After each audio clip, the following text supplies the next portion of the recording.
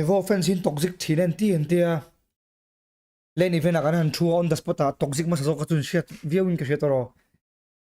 cosplay and chan ma khanin alai kan khelna mun stage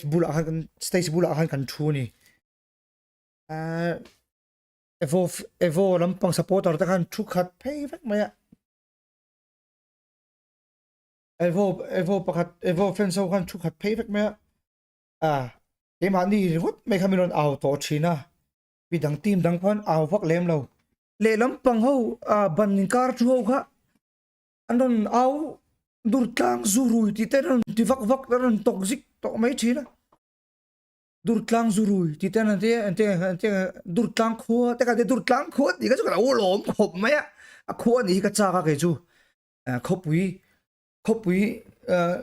quý mình nít về tổ mà dur tlang khua cái chỗ cái là in tít ni khôi việc anh nó mình tì ra hiện in dur tlang khua cái tít na cái chỗ dur tlang khua ni hin nuam cái tía mẹ khop quý pe nga kan ni cái đi chỗ khua kan ni cái là tít na mi se me sa thank you for donation kalau ma thank you for donation on the spot po an toxic kan ya ang ini on the spot po toxic bisa mesakan lom lu tuh on the spot apa bultan masa waktu sun mana sini tuh anu varak tingan au kwek kita kan tivela ni khan ya anu kan beasim an au dang kha ching idam lo class lo me baning kar tu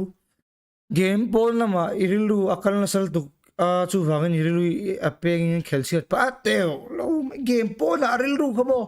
kachevel in lo enanga kan din ra hoi khat kan out thot ani maya kan kwek zoya ni maya abak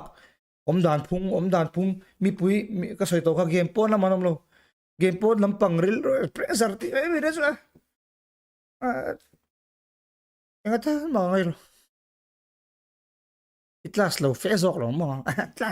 class lo lampang kan ni bak lo